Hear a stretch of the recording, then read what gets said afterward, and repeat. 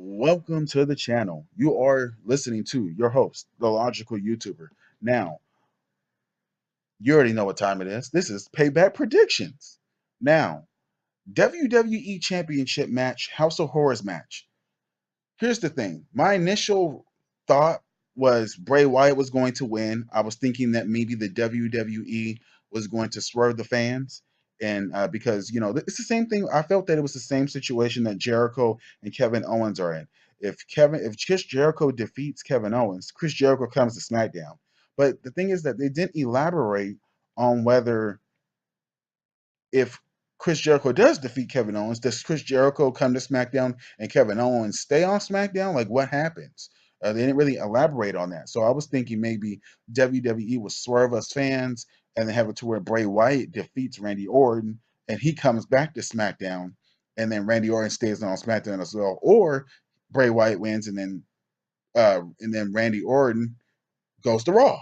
So I don't, I was thinking that it would be something like that. But since what happened this past Tuesday on SmackDown Live, I don't think that's no longer the case. I think Randy Orton defeats Bray Wyatt, and that whatever the House of Horrors match is, hopefully WWE actually has the match be good. If you guys want to know what type of match I think it should be, I think it should be kind of how Matt Hardy and Jeff Hardy had their match in TNA Impact, where the wrestling ring was outside and they were doing a whole bunch of other crazy different things. Or if you're not going to have it that way, you could have it to where um, that compound match between the New Day versus the Wyatts. You can have something like that. But other than that, I don't. Yeah, I don't know how else would you have a House of Horrors match like unless you're fighting like a abandoned building. Like it doesn't make any sense to fight in a ring where you're in a House of Horrors match. I don't know. But anyways, I think Randy Orton wins this match. I think he goes on to obviously face Jinder Mahal, defeats Jinder Mahal, and then I predict that at SummerSlam, Baron Corbin will defeat Randy Orton for the WWE Championship. I think he'll defeat him for the WWE Championship, and he will get his big push that's been being reported now. So I expect that to happen. Moving on to the next one, Roman Reigns versus Braun Strowman. Now there has been talk that because of that, now that there is going to be a match, this could be a no holds barred match, or it could be an ambulance match because you have to understand that WWE, and you know that WWE is going to play up Roman Reigns came back from his injury too early, so uh, it makes Roman still look strong, but it also helps Strowman get over and defeat Roman Reigns, however that may be. Now, I expect Strowman obviously to win this because he is due for a match against Brock Lesnar, either at I believe either at SummerSlam or at Extreme Rules, which is before SummerSlam in June. So it just all depends on what they do there. Now, Seth Rollins versus Samoa Joe. I think Seth Rollins wins. Now, I don't see some. I would like for Samoa Joe to win the match. I think that he needs to be a dominant heel, kind of like a Braun Strowman, in my humble opinion. But I think Seth Rollins wins this match, and I think that somehow the feud between Samoa Joe, Seth Rollins, and moves on to SummerSlam. Also, I think the feud culminates at SummerSlam in probably like a no disqualification or some type of crazy match like that. That's what I expect for that, or maybe a future WWE Championship match. So we'll just have to wait and see what happens there.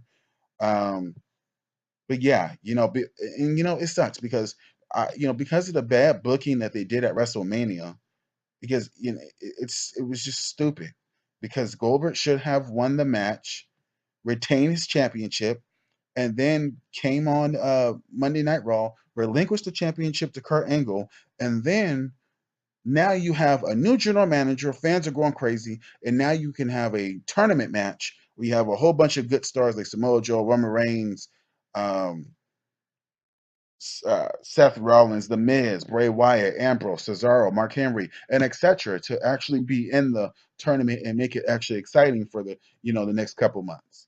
But that didn't happen. So yeah, that's what I expect to happen with that. So my winner of that is Seth Rollins.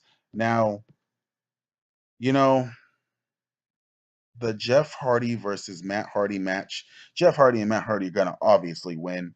Now, I do see the Revival going and defeating Jeff Hardy and Matt Hardy at SummerSlam. I expect the Revival to come back, defeat Matt and Jeff at on SummerSlam, and then I think by then they will have their broken gimmick because they're in a currently right now they're in a loss, not a lawsuit. Well, they're working on an agreement with TNA right now, which being reports they're working on an agreement to get those gimmicks out. So I expect that to at least happen around SummerSlam because WWE probably wants that to happen. So I think Jeff and Matt drop the titles to the Revival, and then yeah, that's for SummerSlam. But for this event, Matt and Jeff Hardy win. They defeat Cesaro and Sheamus, and that's that.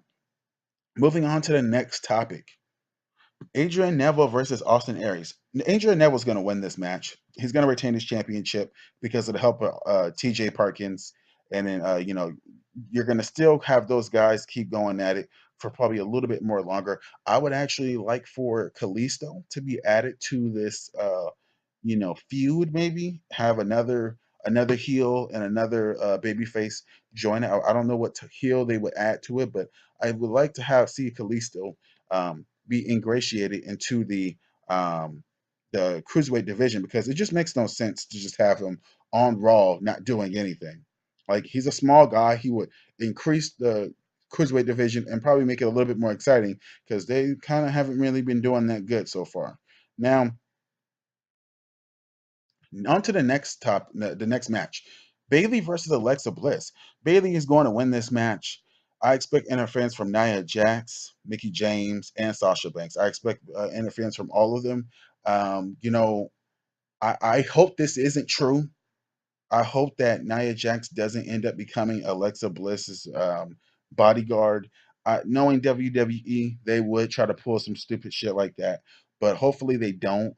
And if they do, then this just confirms why I said in my Superstar shakeup that I felt that Nia Jax should go to SmackDown because SmackDown really is the land opportunity because Raw has kind of the more bigger stars. So when you go to SmackDown, I feel like you have Naomi, Charlotte, Becky Lynch, and then you can have Nia Jax. I think that over in SmackDown, they would actually book Nia Jax sometime later on in her career to actually win the SmackDown Women's Championship. I don't expect her to win the Raw Women's Championship ever because I think it'll just be a playing hot potato between Sasha Banks, Bayley, and Alexa Bliss. You could have Alicia Fox in it, but no, they want her to be choosing which cruiserweight championship, which cruiserweight wrestler she wants to be with, which just makes just it's just idiotic. She has a lot of talent, and then you degrade her to um, be an AJ Lee of 2017. I mean, just my God. Now, on to the next match. Chris Jericho versus Kevin Owens. I expect Kevin Owens to retain his championship. It's because of the AJ Styles, because AJ Styles becoming a chance to win the number one contender match. Now, I don't yeah, I expect Kevin Owens to win this match, especially since AJ Styles is seeming like he's basically turned face after his match against Shane after WrestleMania. It seems like he showed him respect, and now he's a babyface. So I expect him to lose this match by cheating. I think that Kevin Owens will defeat him by cheating somehow, and then AJ Styles. I think AJ Styles will move on. Um, Hopefully into the championship picture. I don't know if but since other things are kind of going on, I kind of don't see that being the case. Matter of fact,